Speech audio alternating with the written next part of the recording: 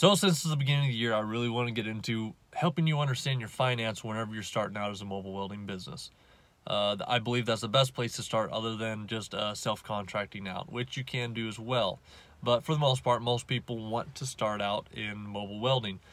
Here's what you need to think about financially when you get started. If you're starting, it's the beginning of the year, so probably New Year's resolution, you want to start your own thing, get outside the rat race.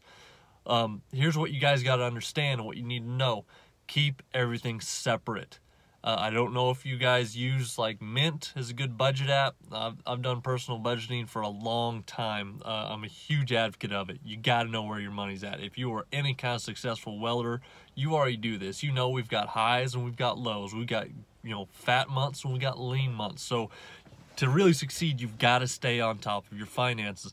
And it compounds even more when you get into your own business. And why I say this is for two reasons.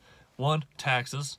And two, is knowing where your money's at. You can't just wing it like you used to if you are used to doing that. And here's why. It could be super beneficial to you if you stay on top of it. I'll tell you what I did early this year when I got started and how it's so beneficial for me. All right, I came off the North Slope. I came out of Alaska, started my business in February, as most of you already know. I had a large chunk of change because I moved from Alaska to Arkansas, one of the more expensive cost of living places, to what's got to be the cheapest cost of living. So that large chunk of change, I dumped all into my truck from ground zero. I started out from scratch. So over the course of the first quarter of the year, I ended up spending about $23,000. And how I did that was, look, that chunk of change that I had already paid taxes on.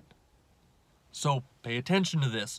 I'd already paid taxes on it. So you want to track that money because you don't want to have to pay taxes on it again. You've already paid Uncle Sam. So what I did was, technically, I personally loaned Welder Beast. Although I am Welder Beast, I'm just sole proprietor right now. Actually changing that today. I will be an LLC going into an S Corp.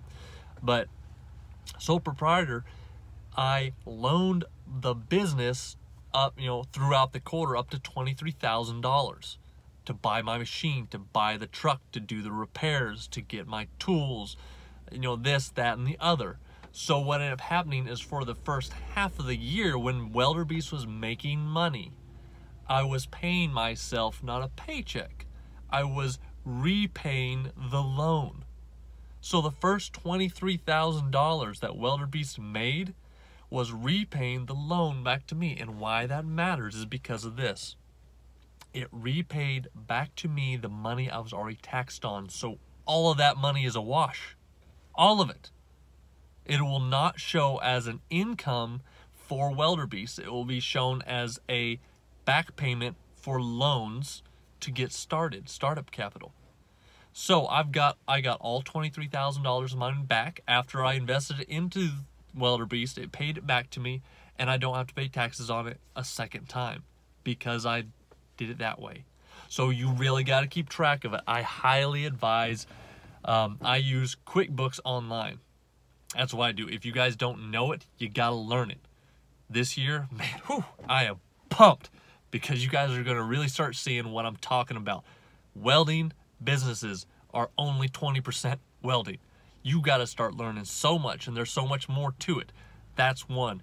If you don't understand how to do QuickBooks, you don't understand how to work books, I can probably guarantee you getting started, you can't afford someone else to do it, so you got to learn it. That's the three things you got to do. Is either you got to learn it, hire it out, and the other one, I forget what it is. I'm pretty sure it's just know it. You either know it, you learn it, or you hire it out. If you don't know QuickBooks, you got to learn it because you can't afford to hire it out. Those are your three options. So get your finances right from the get-go. The very day I started my sole proprietorship as Welder Beast is the very day I started QuickBooks and started tracking everything.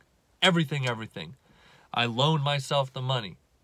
The expense for the truck loan that I got as a business loan, I was putting it, so charging it, my insurance, it's all tracked. So when I went and go talk to my CPA today, I've got it all right there in QuickBooks, and he's going to be able to just plug straight through it and look awesome. This is a write-off. This is a write-off. This is a write-off. This is a write-off. Okay, that, no, we can't really write off. You know, you didn't really need to go out to Taco Bell 400 times a day.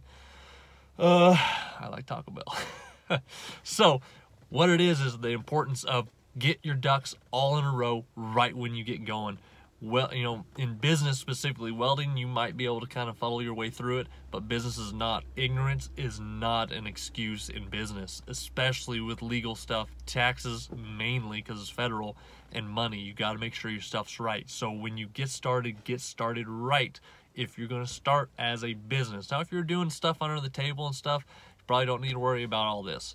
But I'm just trying to get you aware of financially what's going to happen when it comes around to the tax year next year, 2019 tax year.